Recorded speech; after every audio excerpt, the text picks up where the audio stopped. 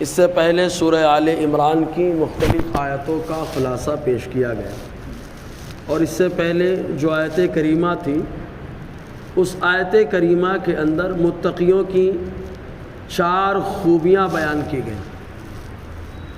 پہلی خوبی یہ کہ وہ خوشی اور غم میں خرچ کرتے ہیں، دوسری خوبی یہ کہ اپنے غصے کو پی جاتے ہیں، اور تیسری خوبی یہ کہ لوگوں کو معاف کر دیتے ہیں، اور چوتھی خوبی ان تمام باتوں کی وجہ سے وہ احسان کرنے والے ہیں اور ایسے لوگوں کو اللہ تعالیٰ پسند فرماتا ہے۔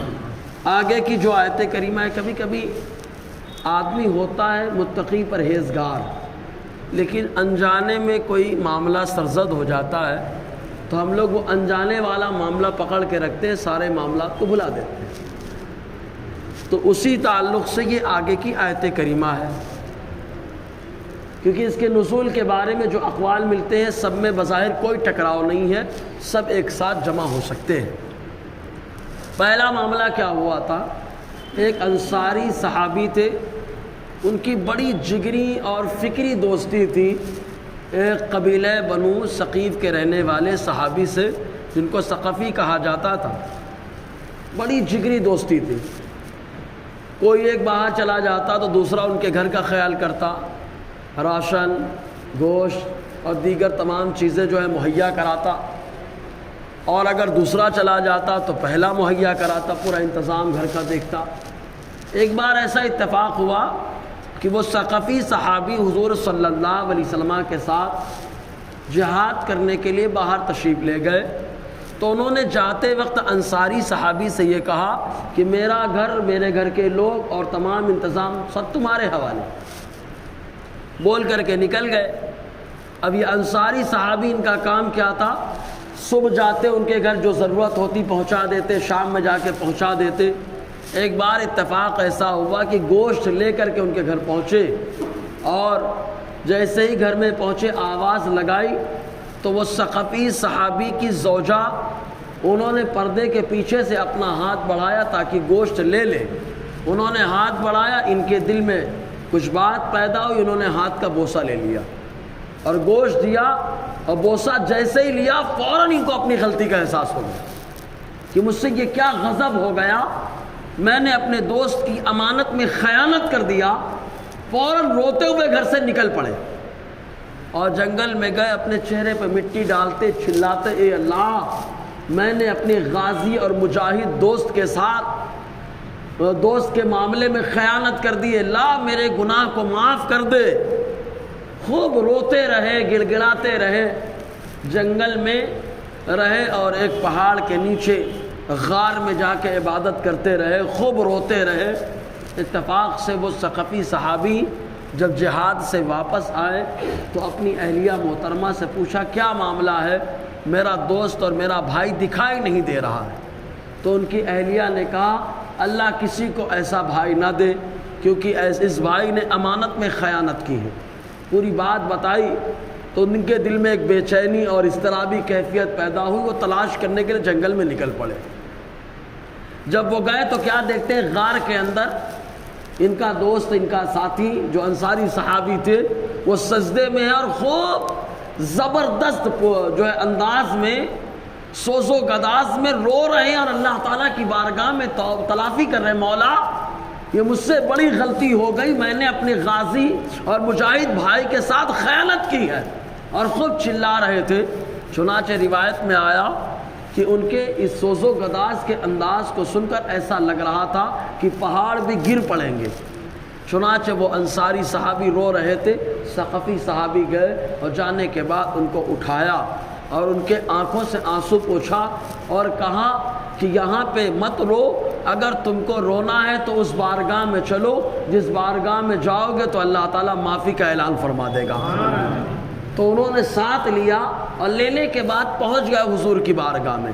جیسے ہی پہنچے، یہ عصر کی نماز کا وقت تھا، یہ لوگ مسجد نبوی میں داخل ہوئے اور نماز سے فارغ ہوئے، اتنے میں جبرائیل آ گئے، اور آنے کے بعد آقا کی بارگاہ میں یہ آیت کریمہ پیش فرما دی۔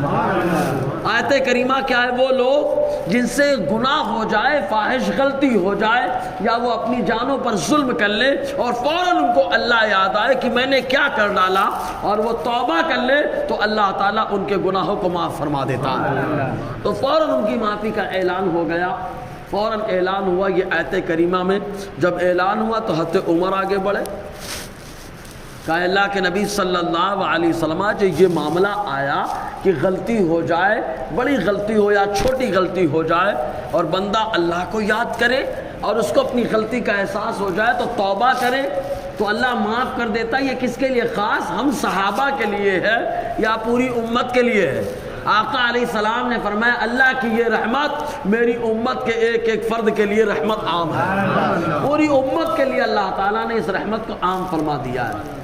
جی تو اس وقت یہ آیت کریمہ نازل ہوئی۔ اب دیکھیے اللہ نے جب معاف کر دیا تو ان کا تقوی ختم نہیں ہوا، بلکہ اللہ نے معافی کا اعلان کر کے بتا دیا کہ ان کے تقوی میں اضافہ ہوا ہے، کہ ان کے ذریعے سے نہ جانے کتنوں کو توبہ کرنے اور استغفار کرنے کا موقع میسر آ گیا۔ کیونکہ جب یہ آیت کریمہ نازل ہوئی، حضرت عمر نے پوچھا تو حضور نے فرمایا پوری امت کے لیے رحمت عام ہے۔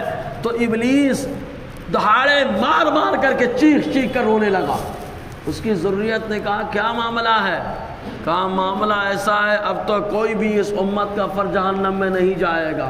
کہا کیسے؟ کہا یہ آیت نازل ہوئی ہے جب بھی گناہ ہوگا توبہ کر لیں گے اللہ تعالیٰ ان کے گناہ کو معاف کر دے گا۔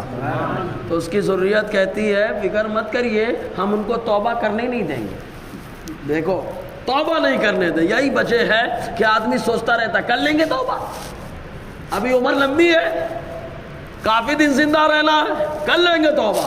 دیکھو یہ شیطان کا حربہ ہے جو انسان کے ساتھ استعمال کر رہا ہے کہ کر لیں گے توبہ۔ حضرت علی فرماتے توبہ میں تاخیر وہ کرے جس کو معلوم ہے عمر ابھی باقی ہے۔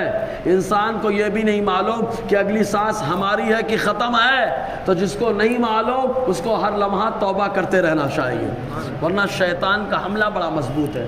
تو ایک نزول کا بیک گراؤنڈ ایک یہ واقعہ ہوا۔ دوسرا واقعہ یہ بتایا جاتا ہے کہ ایک صحابی تھے جن کا نام تیہان تھا، اور وہ کھجوروں کی بہت بڑی دکان ان کی کھجوروں کی تھی، ان کو تمار کہا جاتا، تیہان تمار، بہت بڑی دکان تھی کھجوروں کی۔ ایک بار اپنی دکان میں بیٹھے تھے، ایک خاتون آئی اور آنے کے بعد اس نے کہا کہ مجھے اچھی قسم کی کھجوریں دیجئے۔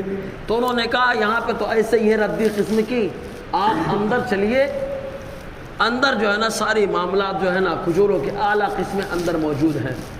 تو اب عہد رسالت ہے، حضور کا دور ہے، یہ دور وہ دور ہے جس دور کو بہتر دور کہا جاتا ہے، اور کہا جاتا ہی نہیں ہمارے نبی نے کہا ہے، اور نبی جس کو بہتر کہہ دیں تو ظاہر سی بات ہے دنیا ادھر سے ادھر ہو جائے اس کی بہتری میں فرق نہیں آ سکتا۔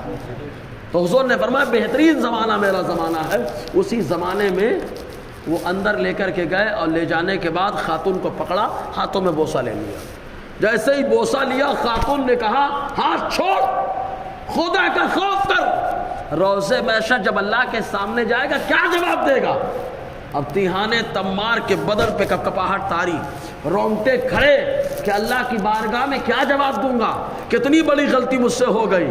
بس اسی غلطی کا احساس ان کو ہوا، سرکار کی بارگاہ میں آئے اور اللہ تعالیٰ نے جبرائیل کو بھیج کر یہ آیت کریمہ نازل فرما دی، اور فرمایا غلطی ہو جائے بندہ اللہ کو یاد کر لے، توبہ کرے تو اللہ تعالیٰ اس کی توبہ قبول فرمانے والا ہے، اللہ تعالیٰ توبہ قبول فرماتا ہے۔ جی تو دو روایت۔ تیسری بات یہ ہے کہ جو کہ یہودی لوگ جو ہے گناہ کرتے تو دنیا میں بھانڈا پھوٹ جاتا تھا ان کا، یہ کیا ہے انہوں نے یہ کیا، انہوں نے یہ کیا، انہوں نے یہ کیا۔ صحابہ کرام عبداللہ ابن مسعود کہتے ہیں حضور کی بارگاہ میں آئے، اور آنے کے بعد صحابہ نے کہا سرکار ان کا جو بھی معاملہ یہی ہو جاتا ہے، ہمارا معاملہ تو آخرت کا ہوگا، اور آخرت کی پکڑ بڑی سخت ہے، تو ہم سے بہتر تو یہودی ہیں کہ گناہ ہوتا ہے دنیا ہی میں سزا مل رہی، ہم کو آخرت میں سزا ملے گی۔ آقا علیہ السلام نے فرمایا نہیں، اللہ تعالیٰ نے تمہیں بہتر بنایا ہے۔ صحابہ کرام فکر مند کہ گناہوں کا کیا معاملہ، تو اللہ تبارک و تعالیٰ کے رسول نے فرمایا ڈرو مت، ارے تم سے اگر خطا ہو جائے تو اللہ فرما رہا ہے کہ خطا ہو جائے تم اللہ کو یاد کرو، توبہ کرو، اللہ تعالیٰ تمہارے سارے گناہوں کو معاف فرما دے گا، ہے نا۔ تو توبہ یہ معاملہ ہے، اور یہ عظیم اللہ تبارک و تعالیٰ کی دولت ہے جو اس نے توبہ کی صورت میں ہم کو عطا فرمائی ہے۔ توبہ کے ذریعے سے انسان ایک دم صاف ستھرا ہو جاتا ہے، اور توبہ زبانی نہیں ہونا چاہیے۔ ہمارے ہاں تو توبہ بھی زبانی ہے، رسمی ہے، رسماً توبہ کی جا رہی ہے۔ رسماً توبہ مطلب لذت طبع کے لیے، زبان کو لذت دینے کے لیے استغفر اللہ ہے۔ ایک حدیث سنے، کل ہی مطالعہ کر رہا تھا، حضور صلی اللہ علیہ وسلم نے فرمائی، حدیث پڑھنے میں آئی، اللہ کے نبی نے فرمایا جب تک تمہارا دل صاف نہیں ہے تمہارا ایمان کامل نہ ہوگا۔ لا تؤمنو، آقا نے فرمایا تم میں ایمان والا کوئی نہ ہوگا حتی تطہروا قلوبکم، یہاں تک کہ تم اپنے دل کو صاف کر لو، اور تمہارا دل صاف نہ ہوگا جب تک تمہاری زبان صاف نہ ہوگی۔ تو زبان صاف ہو جائے تو دل صاف ہو جائے گا، اور جب دل صاف ہو جائے گا تو ایمان کامل خود بخود ہو جائے گا۔ آپ دیکھنا آقا علیہ السلام نے حضرت عمر کے بارے میں یہ خالی اتنا نہیں کہا کہ ان کی زبان پر حق ہے، حضور کیا فرما رہے ہیں؟ ان اللہ جعل الحق علی لسان عمر و قلبی، حضور نے فرمایا اللہ تعالیٰ نے عمر کی زبان پر اور ان کے دل پر حق رکھ دیا ہے، مطلب دل اور زبان دونوں صاف ہیں، جب دونوں صاف ہیں تو ایمان بھی اعلیٰ درجے کا ہے، ایمان بھی اعلیٰ درجے کا ہے۔ تو حضور نے کیا فرمایا؟ جس کا دل صاف نہیں اس کا ایمان مکمل نہیں، اور جس کی زبان صاف نہیں اس کا دل صاف نہیں ہو سکتا۔ تو اسی لیے دل کا صاف ہونا بہت ضروری ہے، رسماً خالی توبہ نہ ہو، توبہ بھی ایسی ہو کہ واقعتاً شریعت والی توبہ ہو جائے۔ اللہ تبارک و تعالیٰ دلوں کو صاف کر دیتا ہے، ورنہ آپ دیکھیں حضور صلی اللہ علیہ وسلم کبھی نہیں فرماتے، بس خالی اتنا کہہ دیتے کہ زبان سے بول لو کام ہو جائے گا۔ آقا کیا فرما رہے ہیں؟ انسان کے بدن میں گوشت کا لوتھڑا ہے، اگر وہ لوتھڑا سلامت رہ گیا تو آدمی سلامت رہتا ہے، وہ گوشت لوتھڑا خراب ہو گیا آدمی خراب ہو جاتا ہے۔ صحابہ نے پوچھا اللہ کے نبی صلی اللہ علیہ وسلم وہ کیا چیز ہے؟ تو حضور نے فرمایا وہ ہے جسے دل کہا جاتا ہے۔ دل، وہ گوشت کا لوتھڑا سلامت ہے، سب سلامت ہے، وہ درست ہو گیا، سب درست ہو گیا۔ اسی لیے تو ترمذی کی حدیث میں آیا اللہ تعالیٰ فرماتا ہے کہ میں کسی جگہ نہیں سماتا، اگر میں سماتا ہوں تو مومن کے دل میں سماتا ہوں۔ یا اللہ مومن کے دل میں کیا کمال ہے، کہ مومن جو ایمان والا ہوتا ہے اس کا دل بالکل صاف ستھرا ہوتا ہے، اور رب کی تجلی وہی پر ہوتی ہے جو بالکل صاف ستھری جگہ ہوتی ہے۔ تو مومن کا دل بالکل صاف ستھرا ہوتا ہے، اس لیے اللہ تعالیٰ کی تجلی وہاں پر ہوتی ہے، اور جب دل پہ تجلی مولا ہو تو چہرے پہ نور آ جاتا ہے، دل پہ تجلی مولا ہو تو زبان پہ حق آ جاتا ہے، دل میں تجلی مولا ہو تو بدن میں روحانی طاقت ہوتی ہے۔ تو دل کا معاملہ بڑا صاف ستھرا ہو تو توبہ بھی دل سے توبہ ہو، رسماً توبہ ہو۔ جی اب آج کے دور میں تو افسوس یہ ہوتا ہے کہ ہم لوگ دیندار کہلوانے کے لیے دیندار بنے بیٹھے، کہ لوگ ہم کو بولیں بڑا دیندار ہے، بڑا دیندار ہے۔ نہیں، یہ معاملہ نہیں، اصل معاملہ کیا ہے؟ دیندار ہونا اور ہے، دیندار بننا اور ہے۔ جو دیندار بنتا ہے اس کو دنیا کی فکر ہوتی ہے، اور جو دیندار ہوتا ہے وہ دنیا کی فکر نہیں کرتا، اللہ اس کے رسول کی فکر کرتا ہے، سمجھ رہے نا؟ تو اسی لیے دیندار بننا کمال ہے، دیندار ہونا کمال ہے، دیندار بننا تو ہر کوئی بن جاتا ہے۔ بہرحال تو اللہ تعالیٰ ارشاد فرماتا ہے والذین اذا فعلوا فاحشہ او ظلموا انفسهم، اور وہ کہ جب کر لے کوئی فاحش گناہ، بڑا گناہ، او ظلموا انفسهم، یا اپنی جان پر ظلم کر لے چھوٹے گناہ کے ذریعے، فاحشہ بڑا گناہ، اور ظلموا یا اپنی جان پہ ظلم کرے چھوٹے گناہ کے ذریعے سے۔ ہمارا حال معاملوں اپنے بارے میں خاص بولتا، اپنا معاملہ ایسا ہے کہ ہم لوگ نیکیاں چھوٹی سمجھ کے چھوڑ دیتے ہیں، چھوٹی تو ہے، نفلی ہی تو ہے، جانے دو، نفلی ہی تو ہے، چھوڑ دیے۔ جبکہ معاملہ کیا ہے؟ روز محشر فرائض میں جو کمی ہوگی اس کمی کو کون پوری کرے گا؟ نوافل۔ تو ہم نے چھوٹی سمجھ کے تو چھوڑ دیا، اور گناہ چھوٹا ہی تو ہے، چھوٹا سمجھ کے کرتے رہتے ہیں اس کو۔ سمجھنے والی بات، نیکی چھوٹی سمجھ کے چھوڑی جا رہی ہے، گناہ چھوٹا سمجھ کے کیا جا رہا ہے۔ اگر معاملہ پلٹ دیا جائے تو اللہ تعالیٰ کی ذات سے امید ہے کہ اگرچہ ولایت نہیں دے گا لیکن ولیوں کے قریب ضرور پہنچا دے گا، ہے نا۔ تو نیکیاں چھوٹی سمجھ کے کر لی جائیں، چھوٹی چھوٹی نیکیاں۔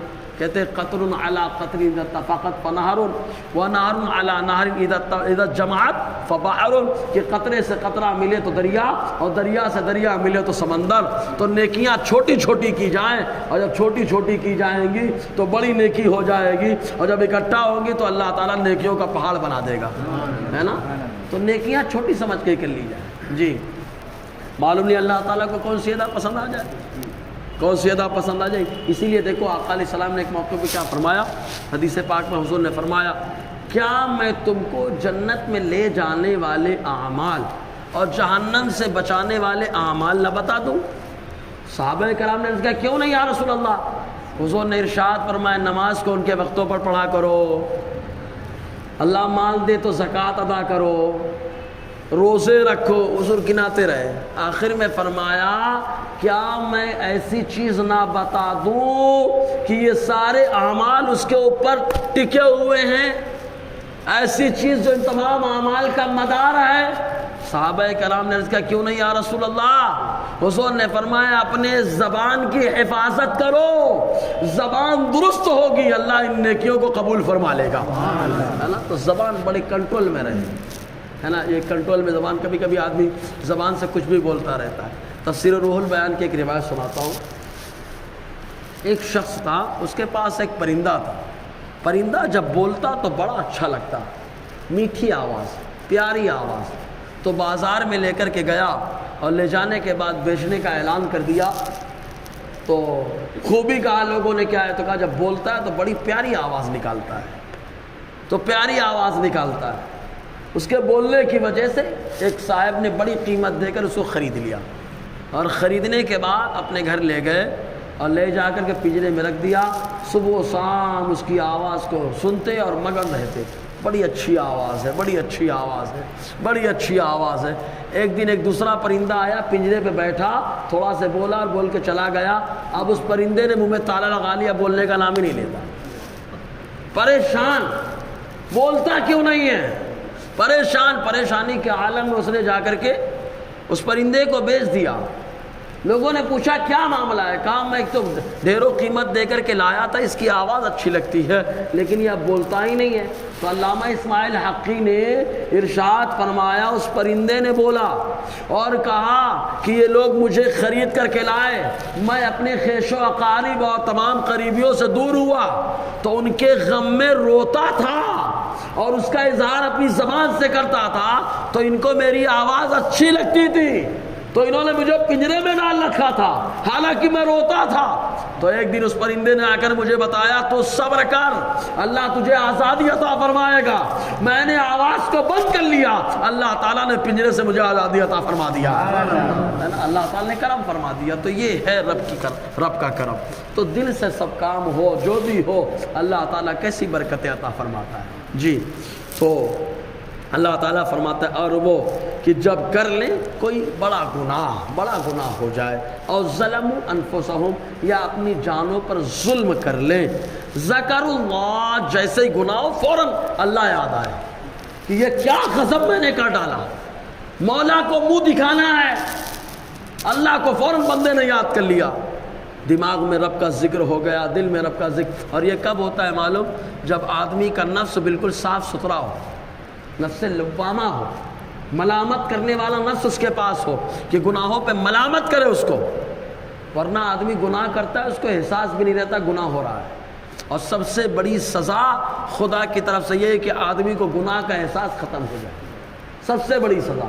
جب تک بندے کے اندر گناہ کا احساس ہے تب تک بندے کے اندر سدھار زیادہ آ سکتا ہے، احساس ختم ہے تو سمجھ میں یہ آتا ہے کہ بڑا خطرناک معاملہ ہو۔ تو نفس لوامہ آدمی کو ملامت کرنے لگتا ہے، تو نے کیا کر ڈالا، یہ رب کی بارگاہ میں جواب دینا ہے، گناہ کر ڈالا تو نے۔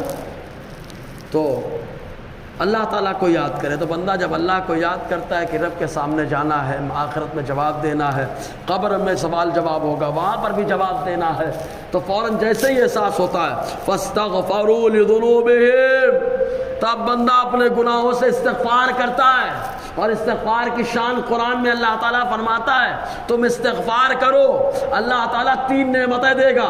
نمبر 1، اللہ تعالیٰ یمددکم باموال وبنین ویرسل علیکم السماء مدرارا. اللہ تعالیٰ قرآن میں فرماتا ہے توبہ تم کرو، اللہ تعالیٰ مال سے تمہاری مدد فرمائے گا. استغفار تم کرو، اولاد کی مدد عطا فرمائے گا. اور استغفار تم کرو، اللہ تعالیٰ زوردار باران رحمت کا نزول فرمائے گا. یہی وجہ ہے کہ ایک بار امام زین العابدین رضی اللہ تعالی عنہ کی بارگاہ میں ایک شخص آیا اور اس نے کہا حضور کوئی وظیفہ دے دے کہ مال میں برکت ہو جائے. آپ نے کہا جا استغفار کیا کر. ایک دوسرا شخص آیا، کہا حضور اولاد کی دولت نہیں ہے، کوئی وظیفہ دے دے کہ اللہ اولاد دے دے اولاد. تو آپ نے کہا جا استغفار کر، اللہ دے دے گا. تیسرا آیا، بولے سرکار بارش نہیں ہو رہی، کوئی دے دے وظیفہ کی بارش ہو جائے. فرمایا استغفار کیا کر. تینوں تو چلے گئے، لیکن جو بیٹھے تو انہوں نے کہا حضور بیماری 3 علاج 1، بیماری 3 علاج 1، وجہ کیا؟ آپ نے فرمایا میں علاج اپنے گھر سے نہیں لا رہا، میں وہ علاج بتا رہا ہوں جو میرے اللہ نے قرآن میں عطا فرمایا ہے. رب فرماتا ہے تم استغفار کرو اپنے رب سے، یمددکم باموال وبنین ویرسل علیکم السماء مدرارا، کہ جو بندہ استغفار کرتا ہے اللہ تعالیٰ مال کے ذریعے اولاد کے ذریعے سے اس کی مدد فرماتا ہے اور اس پہ زوردار باران رحمت کا نزول فرماتا ہے نا. ہم لوگ جاتے ہیں نا پیر صاحب لونگ پھونک کے دے دیں اولاد ہو جائے، ہے نا، لونگ پھونک کے دے دیں. ٹھیک ہے، اللہ تعالیٰ اپنے نیک ولیوں کے دم میں بڑا دم عطا فرماتا ہے نا، لیکن قرآن پہ تھوڑا سے آؤ بھائی، استغفار کرو، توبہ کرو. حضرت علی کرم اللہ وجہ الکریم بیان فرماتے ہیں کہ بندے سے الجھن اور گھبراہٹ اس وقت زیادہ ہوتی ہے جب گناہ زیادہ ہو. تو جب الجھن اور گھبراہٹ ہو تو فرماتے استغفار کیا کریں، کیونکہ استغفار سے گناہ جھڑتے ہیں اور اللہ سکون عطا فرماتا ہے. اور خود ہمارے نبی جو سید المعصومین ہیں، امام المعصومین ہیں، ہمارے نبی صلی اللہ علیہ وسلم، ان کا معاملہ یہ ہے کہ آپ خود فرماتے میں روزانہ 70 بار استغفار کرتا ہوں، تم لوگ بھی استغفار کیا کرو. حضور نے استغفار کیوں کیا؟ تعلیم امت کے لیے. ورنہ تو میرے نبی کی شان یہ ہے آپ کے ذریعے سے اللہ نے آپ کے اگلوں اور آپ کے پچھلوں کے گناہوں کو معاف فرمایا حضور کے صدقے. تو حضور کا معاملہ، لیکن استغفار کر رہے ہیں تو استغفار کریں. جب یہ بات آئی ہے تو اب تو یاد آئے گی وہ بات، آیت شفاعت وَلَوْ أَنَّهُمْ إِذْ ظَلَمُوا أَنفُسَهُمْ جَاءُوكَ، ہیں کہ اللہ تعالیٰ فرماتا ہے اگر یہ ایمان والے اپنی جانوں پہ ظلم کریں محبوب اور آپ کی بارگاہ میں آ جائیں، توبہ کریں اور آپ ان کے لیے بخشش کی دعا کر دیں، تو یہ اپنے حق میں اللہ تعالیٰ کو توبہ قبول کرنے والا مہربان پائیں گے، ہے نا. تو حضرت علی کرم اللہ وجہ الکریم بیان فرماتے ہیں، تفسیر کبیر کے اندر ہے، تفسیر بغوی کے اندر ہے، تفسیر البحر المحیط کے اندر ہے. حضرت علی فرماتے ہیں کہ ایک شخص حضور کے پردہ فرمائے ہوئے 3 دن گزرے تھے، 3 دن ہوا تھا حضور کے پردہ فرمائے ہوئے. فرماتے میں بیٹھا ہوا تھا قبر انور کے پاس، روضہ رسول کے پاس. وہ آئے اور آنے کے بعد انہوں نے عربی میں 4 مصروں پر مشتمل ایک شعر پڑھا ہے، جس کا خلاصہ یہ تھا کہ اللہ کے نبی صلی اللہ علیہ وسلم ہم نے اپنی جانوں پہ ظلم کر لیا، ہم آپ کی بارگاہ میں آ گئے اور ہمیں معلوم ہے اللہ نے آپ کے بارے میں کیا فرمایا ہے. ہم نے آپ کو رب کی بارگاہ کا شفیع بنا لیا، آپ دعا کریں اللہ گناہ معاف کر دے. حاضری دیے اور چلے گئے اتنا بول کر. حضرت علی فرماتے فنودی من القبر انہ قد غفر لہ. حضرت علی فرماتے وہ جیسے ہی جانے لگا قبر انور سے آواز آئی اسے بتا دو اس کے سارے گناہ اللہ نے معاف فرما دیے، ہے نا. تو استغفار اور وسیلہ مصطفیٰ بڑا کارگر کام ہے. پہلے خود کے اندر احساس ہو اور پھر مصطفیٰ کا وسیلہ ہو تو دیکھیے اللہ کیسی برکتیں عطا فرماتا ہے. جی تو اللہ تعالیٰ فرماتا ہے اور وہ کہ جب کوئی برا کام کر لیں یا اپنی جانوں پر ظلم کر لیں، ذکر اللہ تعالیٰ کو یاد کر لیں، فاستغفروا لذنوبہم، تو وہ اپنے گناہوں سے توبہ کریں، استغفار کریں. ومن یغفر الذنوب الا اللہ، اور اللہ کے علاوہ کون گناہ معاف کرتا ہے. اللہ کے علاوہ کون معاف کرتا ہے؟ اور غفر کے معنی ہوتا ہے مٹانا، اللہ کے علاوہ کون گناہ مٹاتا ہے؟ تو جب ایسے بندہ گناہ کرتا ہے تو گناہوں کی گندگی لگی رہتی ہے، لیکن جب بندہ توبہ کرتا ہے تو اللہ تبارک و تعالیٰ بدن سے اور روح سے اس کی گناہوں کی گندگی کو ختم فرما دیتا ہے، مٹا دیتا ہے۔ اور مٹانے کا مطلب ایک ہوتا ہے ختم کرنا، ختم کرنا۔ اب دیکھیے کاغذ پہ قلم سے لکھ دیجئے، قلم سے لکھنے کے بعد کاٹ دیجئے تو کہا کاٹا گیا ہے، اور ایک کیا ہے مٹا دیجئے، پینسل سے لکھے تو مٹا دیے، مٹانے کے بعد معاملہ ختم ہو گیا اس کا۔ لیکن کٹا ہوا آدمی ایک بار پڑھ تو لیتا ہے، دیکھ تو لیتا ہے کیا لکھا گیا تھا، اور مٹا ہوا نہیں پڑھ پاتا۔ سمجھ میں آیا؟ تو اللہ تبارک و تعالیٰ کاٹتا نہیں کہ گناہ کاٹ دے، میرا رب ایسا کریم ہے کہ بندہ توبہ کرتا ہے تو گناہوں کو مٹا دیتا ہے، دوسرا دیکھ بھی نہیں پاتا کہ کیا گناہ ہوئے۔ معلوم ہے ایک حدیث پاک میں آیا در منصور کے اندر کہ روضے محشر بڑے بڑے گنہگار جب بخشے جائیں گے، سبحان اللہ، تو جب بخشے جائیں گے تو اللہ تعالیٰ کی بارگاہ کی طرف مسکراتے ہوئے پلٹ پلٹ کر کے دیکھیں گے، پلٹ پلٹ کر کے دیکھیں گے اور کہیں گے یہ گناہ ہوا اللہ نے معاف کر دیا، یہ گناہ ہوا اللہ نے معاف کر دیا، یہ گناہ ہوا اللہ نے معاف کر دیا۔ بعد میں ان کو احساس ہوا گناہ خوب ہوئے تھے لیکن توبہ اللہ نے سچی کروائی تھی، اس لیے سارے گناہ مٹ گئے۔ تو توبہ کی وجہ سے اللہ تعالیٰ گناہوں کو ختم فرما دیتا ہے۔ تو اللہ کے علاوہ کون گناہ معاف کرنے والا ہے؟ ایک حدیث پاک میں آیا حضور صلی اللہ علیہ وسلم فرماتے ہیں بندے سے گناہ ہو جائے تو اس گناہ کا کفارہ فوراً توبہ کر لینا ہے، جیسے ہی گناہ ہو فوراً توبہ کر لینا، جیسے ہی گناہ ہو فوراً توبہ کر لیا جائے تو اس کا کفارہ فوراً ادا ہو جاتا ہے۔ تو گناہ پہ جمے نہیں رہنا، گناہ پہ جمنا ابلیسی کام ہے، اور گناہ سے توبہ کر لینا چاہے وہ خطا اجتہادی کیوں نہ ہو، یہ آدم علیہ السلام کا طریقہ ہے۔ تو اللہ تعالیٰ خود فرماتا ہے وَلَمْ يُصِرُّوا عَلَى مَا فَعَلُوا، اس پر نہ جمے رہیں جو انہوں نے کیا ہے، یعنی جو گناہ ہوا اس پر جمے نہ رہیں، وَهُمْ يَعْلَمُونَ، دانستہ طور پر، تو اللہ تعالیٰ ان کے گناہوں کو معاف فرماتا ہے۔ اب معاف کرنے کے بعد صلہ کیا دے گا، بدلہ کیا دے گا، انشاءاللہ آگے کی آیت کریمہ میں صلہ اور بدلے پر روشنی رہے گی۔ اس سے